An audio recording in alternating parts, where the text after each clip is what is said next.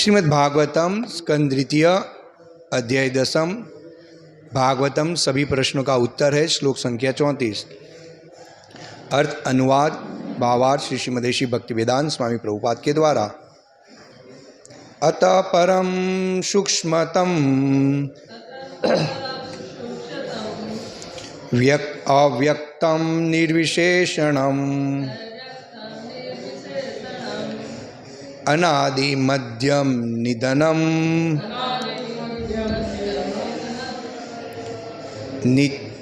अनादि मध्यम निधनम नित्यं वाड मनसा परम। अतः परम सूक्ष्मतम अव्यक्तम निर्विशेषणम अनादि मध्यम निधनम नित्यं वाक मनस परम। अतः परम सूक्ष्मतम अव्यक्तम निर्विशेषणम अनादि मध्यम निधनम नित्यं वाक मनस परम।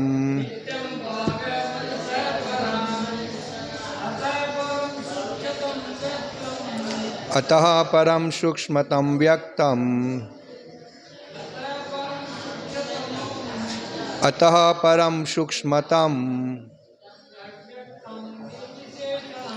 अव्यक्तम निर्विशेषणम अनादि मध्यम निधनम नित्यं वाक मनसा परम।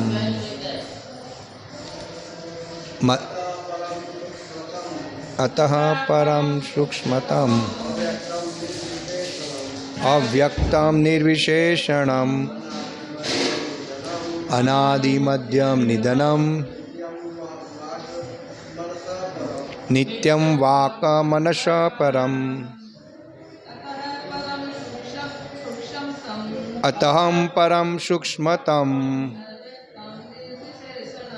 अव्यक्तम निर्विशेषणम अनादि मध्यम निधनम नित्यं वाक मनस परम। श्रीमद्भागवतम स्कंद द्वितीय अध्याय 10। भागवत सभी प्रश्नों का उत्तर है। श्लोक संख्या 34।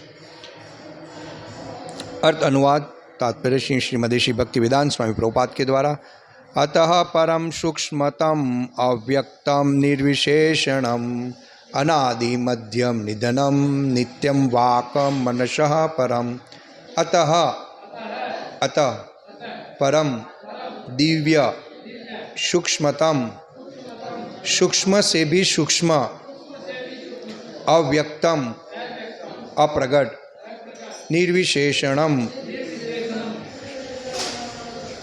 बिना भौतिक रूप के अनादि आदि रहित मध्य माध्यमिक अवस्था के बिना निधनम अंतरहित नित्यम शाश्वत वाक शब्द मनसः मन का परम दिव्य। अर्थ और तात्पर्य अनुवाद तात्पर्य। अतः इस स्थूल संसार से परे दिव्य संसार है जो सूक्ष्म से भी सूक्ष्मतर है। न तो इसका आदि है न मध्य और न अंत। अतः यह व्याख्या अथवा चिंतन की सीमाओं के परे है और भौतिक बोध से भी भिन्न है। तात्पर्य। परमेश्वर का स्थूल बाह्य रूप बीच बीच में प्रकट होता रहता है। अतः यह रूप शाश्वत रूप नहीं है जिसका न तो आदि है न मध्य और न कोई अंत। जिस वस्तु का आदि मध्य और अंत होता है वह भौतिक कहलाती है। इस भौतिक जगत का प्रारंभ भगवान से हुआ। अतः जगत के प्रारंभ के पूर्व भगवान निश्चित ही सूक्ष्म से सूक्ष्म दिव्य रूप में रहते हैं। भौतिक जगत का आकाश सूक्ष्मतम माना जाता है। इससे सूक्ष्म मन, बुद्धि तथा मिथ्याहंकार होते हैं, किंतु आठों बाह्य आवरणों को परम सत्य के बाह्य आवरणों के रूप में बताया जाता है। अतः परम सत्य भौतिक अवधारणाओं की व्याख्या एवं कल्पना से परे है। वे निश्चित ही सभी भौतिक चिंतन से परे है। ये निर्विशेषणम कहलाता है, किंतु निर्विशेषणम को दिव्य गुणों से विहीन समझने की गलती नहीं करनी चाहिए। विशेषणम का अर्थ है गुण, अतः निर के जुड़ने से निर्विशेषणम का अर्थ भौतिक गुणों या विविधताओं से रहित हो जाता है। इस निषेधात्मक पद में 4 दिव्य गुण हैं: अप्रगट, दिव्य, शाश्वत तथा मन एवं वाणी से परे। शब्दों की सीमाओं से परे का अर्थ है भौतिक बोध का निषेध। जब तक मनुष्य दिव्य पद को प्राप्त नहीं होता, वह भगवान के दिव्य रूप को नहीं जान सकता। ओम अज्ञानतिमिरन्धस्य ज्ञानाञ्जनशलाकया चक्षुरुन्मीलितमेन तस्मै श्रीगुरुवे नमः। वंदे अहम श्रीगुरुः श्रीयुतपदकमलं श्रीगुरुन् वैष्णववाच। श्रीरूपं सागरजातं सहगण रघुनाथावितं तं सजीवनं साद्वैतं सावधूतं परिजनसहित कृष्ण चैतन्यदेवं श्रीराधा कृष्ण पादान् सहगण ललिता श्रीविशाखान्वितान् च। हे कृष्ण करुणा सिंधु दीनबंधु जगतपते गोपेश गोपिका कांतम राधा कांतम नमस्तुते। तप्त कांचन गौरांगी राधे वृंदावनेश्वरी वृषभानुसुते देवी प्रणमामि हरिप्रिये। वाञ्छाकल्पतरुभ्यश्च कृपा सिन्धुभ्येव च पतितानां पावनेभ्यो वैष्णवेभ्यो नमो नमः।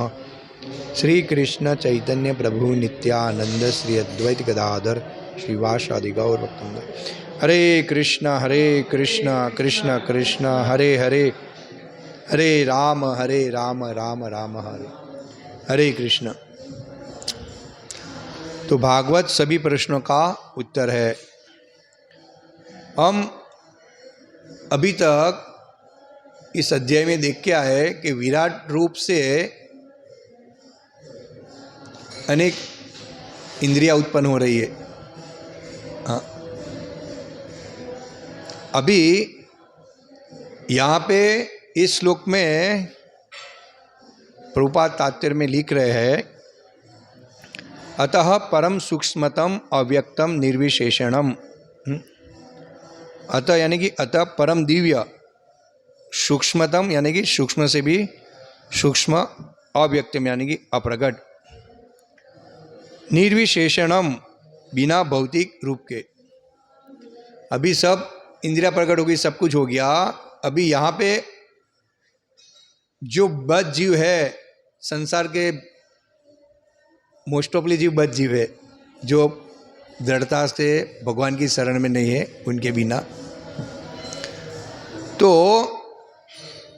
यहाँ पे बताया जाता है कि इस भौतिक संसार से भी एक पर जगत है, दिव्य जगत है। हाँ? अभी तक हमको भागवतम में बताया जाता है कि कैसे जीव उत्पन्न हुई, आँख उत्पन्न हुई, उसके देवता कौन है, हाँ? जो इंद्रिया उत्पन्न हुई उसका अधिष्ठाता कौन है। हम स्वतंत्र नहीं है, हम किसके अधीन है, किसके नियंत्रण में है। और यहाँ तक बताया गया कि इस भौतिक जगत जो है वो दुखालय में है। हाँ, दुखालय शाश्वतम, और ये स्थायी नहीं है। हमें शरीर छोड़ के, ये पंचभूत का शरीर छोड़ के हम वापस दूसरा शरीर धारण करेंगे। हाँ, ये जो इंद्रिया है वो इंद्रिया किस तरह हम भगवान की सेवा में लगाए और इस भौतिक जगत से हम निकल के आध्यात्मिक जगत में जाए जहाँ शाश्वत जीवन है।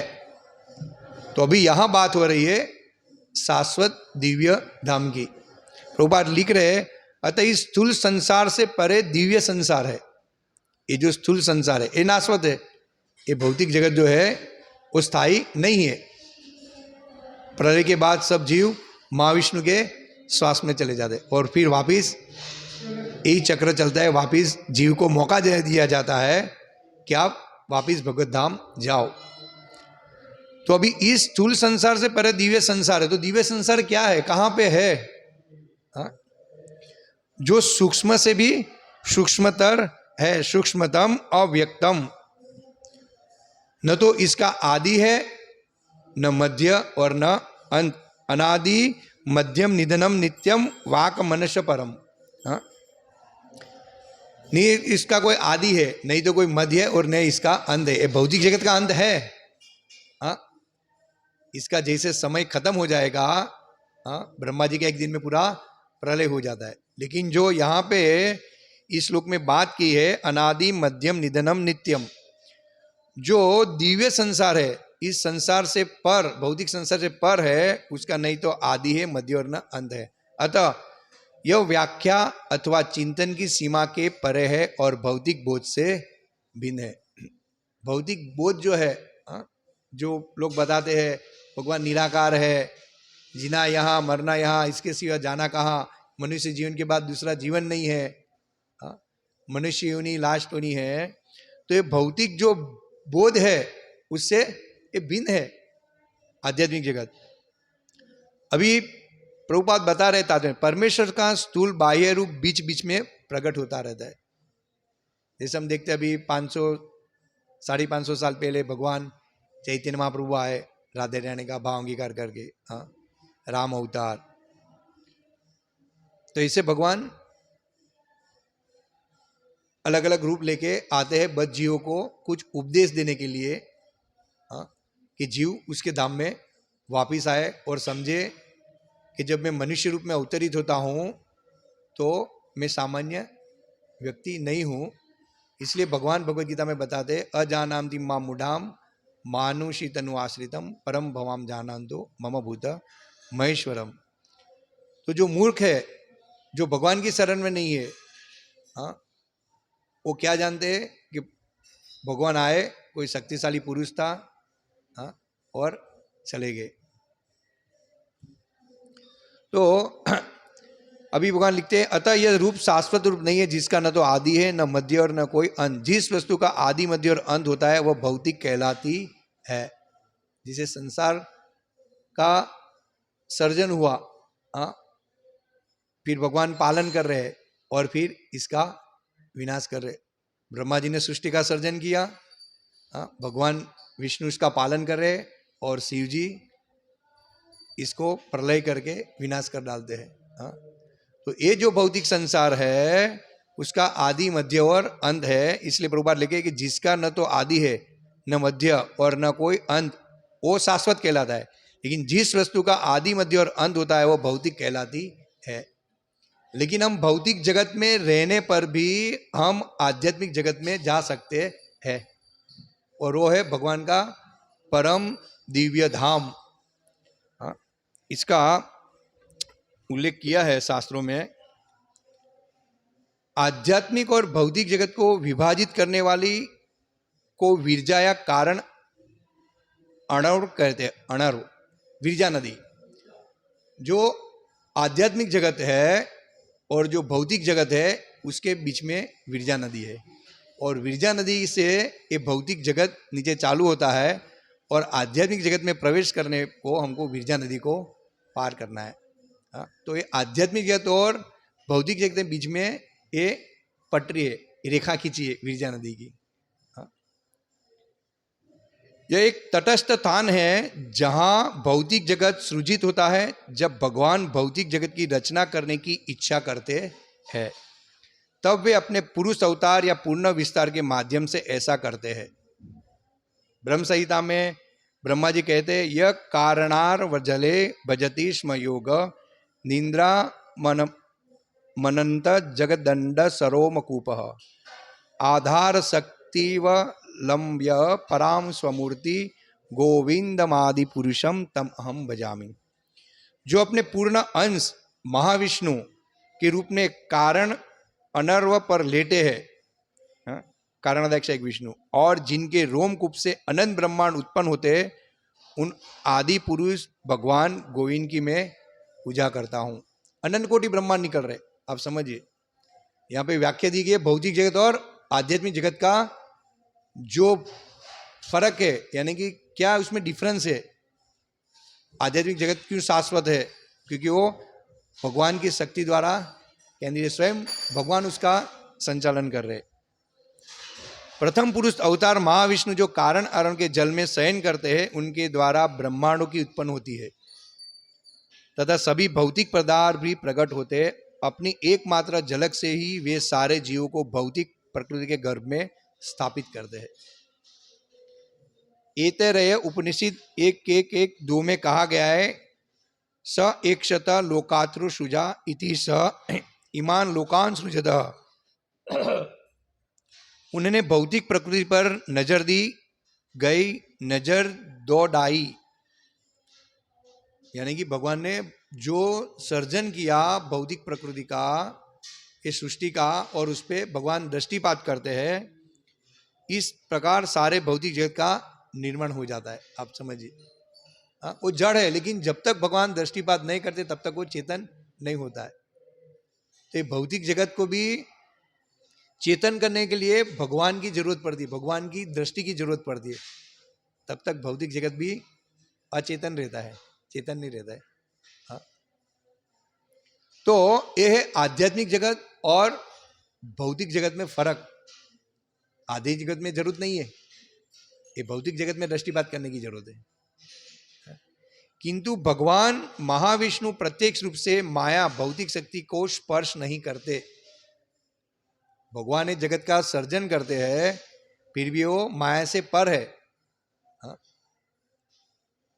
जबकि माया देवी इस भौतिक जगत का संचालन करती है और भगवान ने सृष्टि का सर्जन किया है, और दृष्टिपात करके भगवान चेतन करते, फिर भी भगवान माया से पर है, क्योंकि वो भगवान है। वे शिव के रूप में विस्तृत होते हैं तथा उनकी संगिनी रमा देवी लक्ष्मी दुर्गा के रूप में विस्तृत होती है। शिव जी महाविष्णु के लिंग पुरुष का प्रतीक स्वरूप है, और दुर्गा देवी रमा देवी या देवी शक्ति की छाया रूप में समायोजित सिद्धांत योनि गर्भ है। रमा देवी है, गर्भ है, यानी कि इसका संचालन कौन करती है? माया देवी, रमा देवी, जो लक्ष्मी देवी की परछाई है। हाँ? जो सांसारिक स्त्री वर्ग की उत्पादिका की प्रतीक है। अतः शिव जी का लिंग तथा दुर्गा देवी की योनि शिवलिंग के रूप में पूजित है। आज जो लोग शिव की पूजा कर रहे हैं, तो उसको समझना चाहिए कि वास्तविक ये क्या है। इस भौतिक जगत क्या है, इसका संचालन कौन कर रहा है, उसकी अधिष्ठाता देवी क्या है, शिव जी क्या चाहते हैं।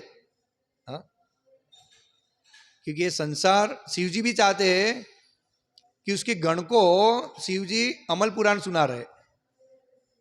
शिव के जो गण है ना, सब ज्यादातर भूत प्रेत इत्यादि रहते हैं। तो शिव जी इतने हैं कि अमल पुराण सुन के ये जीव भगवान के धाम में जाए। लेकिन वास्तविक शिव भक्त ऐसे हमने देखे नहीं, समझते ही नहीं ना। भौतिक जगत को जितने भी हम देखते हैं, जल चढ़ाते हैं या बिली पत्र चढ़ाते हैं, कुछ ना कुछ मनोकामना लेके जाते हैं कि मेरा कल्याण हो। शिव बहुत दयालु है, इसलिए उसका दूसरा नाम है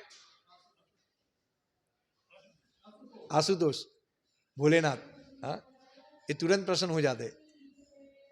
लेकिन शिव का उद्देश्य क्या है? शिव आंख बंद करके किसका ध्यान धर रहे हैं? शंकरशन, राम का नाम धर रहे। तो शिव भक्त को खास यहां से सीख लेनी चाहिए कि शिव जो है हमें क्या उपदेश देना चाहते हैं कि भौतिक जगत से बाहर निकलो। शिवजी और दुर्गा देवी भगवान की सृष्टि की इच्छा पूर्ति करते हैं, और इस प्रकार से वे भौतिक सृष्टि के माता तथा पिता के रूप में ज्ञाता जाता है। तो ये भौतिक जगत की हालत आप समझिए। यानी कि भगवान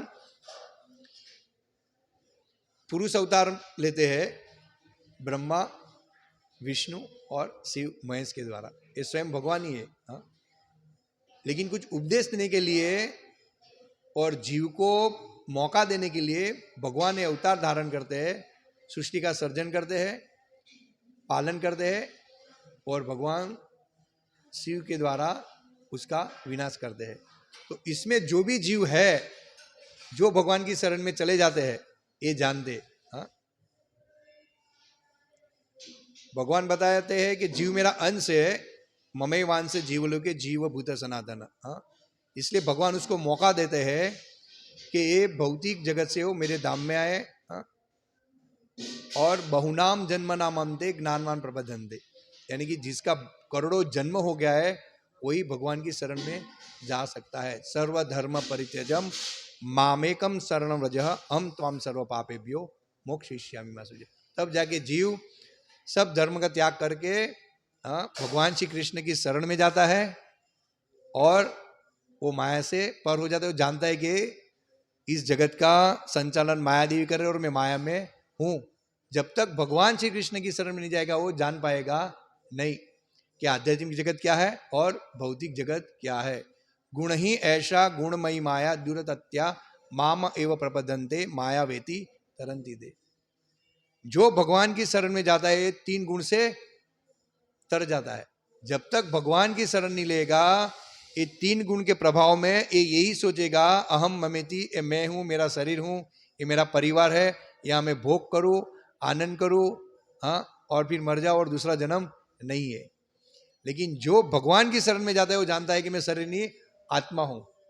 हाँ, क्योंकि ये शरीर छोड़ने के बाद हम देखते हैं जीव की जब शरीर की मृत्यु हो जाती है तो शरीर यहीं पड़े रहता है और आत्मा चला जाता है। तो उससे हम एक अंदाजा लगा सकते हैं कि जो शरीर यहाँ पे पड़ा है जिससे हम प्रेम कर रहे हैं वास्तविक को तो यहीं पड़ा है, नहीं तो अभी उसमें चेतना है, नहीं तो बोल पा रहा है, तो ये था कौन जो चला गया। हाँ?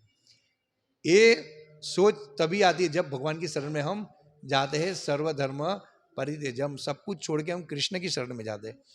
हाँ, तभी हम जान पाते हैं सब विषय। हाँ, यहाँ तक पहुँचने के बाद हम जान पाते हैं कि वास्तविक कोई सच्चिदानंद स्वरूप है, शाश्वत धाम है। हाँ, हम किसी के अंश से और हम कहाँ से आए हैं और कौन है वो, जहाँ जन्म मृत्यु जरा व्याधि नहीं है। तो इस तरह इस भौतिक जगत का संचालन होता है।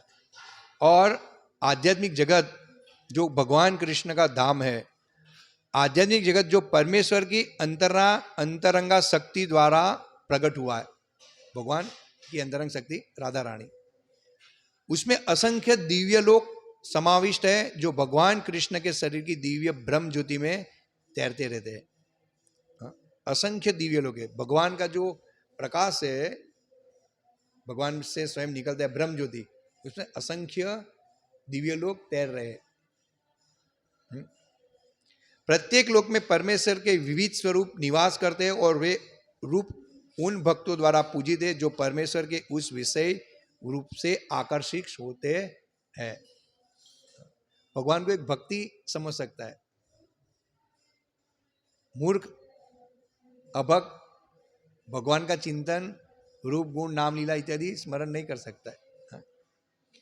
भक्त तथा भगवान के बीच मूल रूप से 5 प्रकार के संबंध होते हैं। हमने देखा निष्क्रिय अवस्था, शांत रस, सक्रिय अवस्था, दास्य रस। हनुमान जी, आज हनुमान जयंती है तो हम देखते हैं कि हनुमान जी श्री राम के सेवक थे, अनन्य भक्त, जो भी भगवान आदेश करे बस भगवान का आदेश और वो सेवा में तत्पर रहते, बस कर दो। तो इसी तरह हमें गुरु की आज्ञा, गुरु की शरण, और जो सीनियर भक्त है, भक्ति में दृढ़ है, उन्नत है, ऐसे सीनियर भक्त और शिक्षा गुरु के आदेश को हमको पालन करने में सोचना नहीं चाहिए कि इसका आदेश है यानी कि ये भगवान का आदेश है और ये कल्याण करने वाला ही है। जैसे हनुमान जी तत्पर रहते थे, कुछ भी आदेश दिया क्या होने वाला है, कुछ नहीं होने वाला है। इतना बड़ा समुंदर लादने का था, तो लान दिया भगवान के राम नाम से, पत्थर भी तैर गए। आप समझो ये भगवान की शक्ति। नामनाकारी बहुधा निज सर्वशक्ति तत्रा पितरा नियत स्मरण काल। भगवान का नाम, और भगवान अभिन्न है, भगवान ने सारी शक्ति अपने नाम में रख दी है, क्योंकि जीव जान पाए कि वास्तविक को ये भौतिक जगत में है और जन्म मृत्यु जराव्याधि में पड़ा हुआ है, और भगवान का एक कलयुग में नाम लेने से वो भवसागर तर जाएगा। हरे नाम हरे नाम केवलम कलो नास्ते कलो नास्ते कलो नास्ते गति। कलयुग में भगवान के नाम के अलावा कोई रास्ता नहीं। तो वात्सल्य रस, माधुर्य रस, माता यशोदा का वात्सल्य रस, तो इस प्रकार भगवान, भक्त भगवान के साथ आदान प्रदान करते हैं, भगवान को भी प्रसन्न करते हैं और भगवान भी इच्छते हैं कि मेरे भक्त का मैं सेवा लूँ, माँ के रूप में, दास्य के रूप में। तो विभिन्न आध्यात्मिक लोगों का प्रत्येक लोग भक्ति के एक विविध रस से युक्त है। हर एक लोग भक्ति के विविध रस से युक्त है आध्यात्मिक जगत। जैसे भगवान कृष्ण, भगवान रामचंद्र की, भगवान ऋषिदेव की, भगवान शंकरशन की, भगवान जनार्दन की आदि आध्यात्मिक लोग का प्रत्येक लोग भक्ति के विविध रस से युक्त है। जब भौतिक जगत में हम देखते हैं कि यहाँ काम, क्रोध, मोह, लोभ से भरा हुआ है और वहां संपूर्ण आनंद है, यहाँ हम थोड़े समय के लिए सुखी रह गए, वापिस दुख, या हम जानते ही नहीं, हम खुद भोक्ता होना चाहते हैं, इसलिए हम, नहीं तो आध्यात्मिक जगत क्या है, नहीं तो भौतिक जगत क्या है, मैं कौन हूं, भगवान कौन है, हम जानने को इच्छुक ही नहीं है। ये जो बड़ा साइंस है, यहाँ भगवान बता रहे, प्रभुपाद बता रहे, अतः इस संसार से परे, अतः इस स्थूल संसार, ये स्थूल पृथ्वी, जड़, अग्नि, वायु और आकाश, ये पंचभूतों से ये संसार बना है, जो सूक्ष्म से भी सूक्ष्म है। नहीं, ये संसार से परे दिव्य संसार है, जो सूक्ष्म से भी सूक्ष्मतर है, न तो इसका आदि है, न मध्य और न अंत। ये है आध्यात्मिक जगत जो हम बात कर रहे हैं। गोलोक धाम या गोलोक वृंदावन में कृष्ण अपने वास्तविक द्विभुज रूप में अपने प्रिय गोप तथा गोपियों द्वारा पूजित है। वे सभी उस दिव्य धाम में उद्भूत लीलाओं का अभिनय करते हैं, जो सत यानी कि शाश्वत चित और ज्ञान तथा आनंद से पूर्ण है। इस धाम का ब्रह्म संहिता में 5.29 में वर्णन किया गया है। चिंतामणि प्रकर रस पद्म सुकल्प वृक्ष लक्षावृतेषु शूरभीरभिपालायन्तम लक्ष्मी सहस्त्र सम्र सेव्यमायम गोविंदमादि पुरुषम तमहम भजामि। देखो, ये आध्यात्मिक जगत और भौतिक जगत, ये भौतिक जगत का उल्लेख हो रहा है यहाँ पे ब्रह्म संहिता में। मैं उन आदि पुरुष भगवान गोविंद का भजन करता हूं, जो लाखों कल्पवृक्ष से गिरे हुए चिंतामणि समूह से निर्मित धामों में कामधेनु गायों का पालन करे। लाखों कल्पवृक्ष, हम एक कल्पवृक्ष के पास जाएंगे, जो मांगेंगे मिल जाएगा। इसको बोलते हैं दिव्य जगत, आध्यात्मिक जगत। और भौतिक जगत में हम जाएंगे, हमको कुछ नहीं मिलेगा। या हम जाएंगे तो वृक्ष हमको दयालु है कि हमको धूप में छांव दे सकते हैं, फल दे सकते हैं, वो भी अपनी इच्छा से नहीं, उसकी इच्छा से देते हैं। वो फल आए नहीं आए उसकी गारंटी नहीं, वो भगवान के निर्भर करता है। लेकिन आध्यात्मिक जगत में सब कुछ संभव है। वहां जो भी दिव्य जीव जाता है कल्पवृक्ष के, जो भी वो इच्छा करता है कल्पवृक्ष उसके समक्ष प्रकट कर देते। लेकिन जो दिव्य जीव है वहां पे भगवान की सेवा में लगे हुए, उसको कोई इच्छा ही नहीं है। वैकुंठ में इतनी सारी स्त्रियां है, लेकिन कोई उससे आकर्षित नहीं है उनके प्रति। और यहाँ भौतिक जगत उसका उल्टा है। यहाँ जो भी स्त्री देखती है भौतिक जगत में, यौन आकर्षण सबसे खतरनाक है। इसलिए है स्थूल संसार से परे दिव्य संसार है, दिव्य एक जगत है। तो इस तरह यहाँ पे सब वर्णन किया हुआ है। और गोपाल तापनी उपनिषद में ब्रह्मा जी कहते, गोप वेशों में पुरुषताद द विर्भुव, भगवान मेरे समक्ष एक गोप के रूप में प्रकट हुए। पूर्ण पुरुष भगवान श्री कृष्ण और ब्रह्मा जी ने स्वयं वर्णन किया है कि भगवान कृष्ण का धाम समस्त वैकुंठ लोकों में सर्वश्रेष्ठ है। वैकुंठ से भी ऊपर है गोलोक धाम। गोलोक नामनी निज धामनी तले च तस्य देवी महेश हरिधामसु तेषु तेषु ते ते प्रभाव निचया भीताश्चेन गोविंदमादि पुरुषम तमहम भजामि। सबसे नीचे स्थित है देवी धाम, जो भौतिक संसार बताया गया है। उसके ऊपर है महेश धाम और उसके ऊपर है हरिधाम। उन सब के ऊपर है भगवान श्री कृष्ण का निजी धाम गोलोक।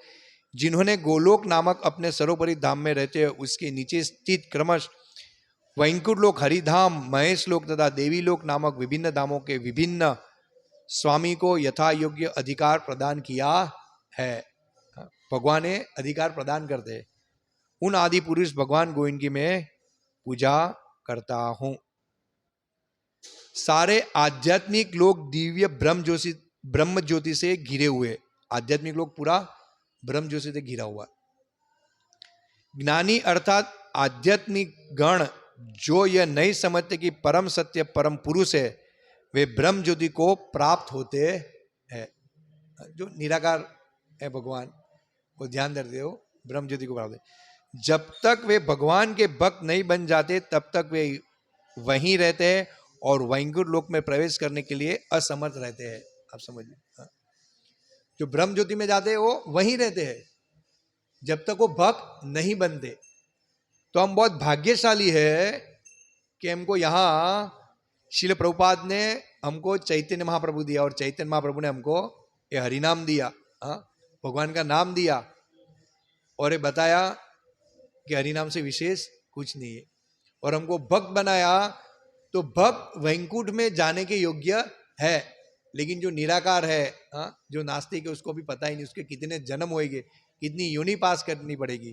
और जो ब्रह्म ज्योति में, वो जब तक भक्त नहीं बनेगा तब तक वहां उसको रहना पड़ेगा, वापिस नीचे आना पड़ेगा। वो भी कोई भक्त के संग में आया तो उसको पता चलेगा कि भौतिक संसार से भी परे एक आध्यात्मिक जगत है। अनादि मध्यम निधनम नित्यम वाक मनश परम। तो हम बहुत भाग्यशाली है कि हम जानते हैं कि एक भगवान का धाम है और शाश्वत है, भौतिक जगत है, महेश धाम है, देवी धाम है। ये भक्त जान पाता है, बिना भक्त का कोई जान नहीं पाता है। और ये जानेंगे तभी वो तो भगवान के धाम जाएगा ना। हमको यहां से कुछ स्थल पे जाना है, जैसे बॉम्बे जाना है तो मेरे पास कुछ माहिती होनी चाहिए ना कि बॉम्बे कहाँ पे है, उसके पहले कौन सा स्टेशन आएगा, उसका रास्ता कहाँ से जा रहा है, ट्रेन से जाए, गाड़ी से जाए, चल के जाए, प्लेन में जाए। चलो रास्ता भी मिल गया कि है, अभी कैसे जाए? चल के जाए तो बहुत समय लगेगा, टू व्हीलर से जाएगा तो और समय कम लगेगा, फोर व्हीलर से जाए तो और समय कम लगेगा, ट्रेन से जाए तो और स्पीड में, और प्लेन से जाए तो और फास्ट में जाएंगे। तो ये हरिनाम जो है, और भक्त बनेंगे तो हम सीधा प्लेन से भगवान के धाम में जाएंगे। तो ऐसी माहिती हमारे पास है, तभी हम जान पाएंगे कि भौतिक जगत, आध्यात्मिक जगत, देवी धाम, महेश धाम, हरिधाम, ये आध्यात्मिक जगत और भौतिक जगत के बीच में विरजा नदी है। तब जाके हम भगवान के धाम में प्रवेश कर सकते हैं शुद्ध भक्ति के द्वारा। जब हमारे पास माहिती ही नहीं है तो हम क्या जानेंगे भौतिक जगत और आध्यात्मिक जगत के बारे में, कि शाश्वत क्या है और अशाश्वत क्या है। तो इसीलिए बहुत जरूरी है भक्त बनना। भौतिक जगत का आकार सूक्ष्मतम माना जाता है। इसमें सूक्ष्म मन, बुद्धि तथा मिथ्या अहंकार होते हैं। यहाँ पे लिखा है किंतु आठों बाह्य आवरणों को परम सत्य के बाह्य आवरण के रूप में बताया है। ये बाह्य आवरण है जो पंचभूत है, जड़, अग्नि, वायु, आकाश, पृथ्वी और मन, बुद्धि, अहंकार, ऐसा। परम सत्य भौतिक अवधारणाओं की व्याख्या एवं कल्पना से पर है। वे निश्चित ही सभी भौतिक चिंतन से पर है, यानी कि भौतिक बुद्धि द्वारा हम भगवान को नहीं समझ सकते। और भगवान को जानना हो तो हमको साधु, गुरु, शास्त्र की आधार लेना पड़ेगा। गुरु के शरण में जाना पड़ेगा, वो भी जो शास्त्रों में बताया गया है उस हिसाब से हम गुरु का शरण लेंगे चार संप्रदाय के द्वारा, तभी हम भगवान का धाम को जान पाएंगे।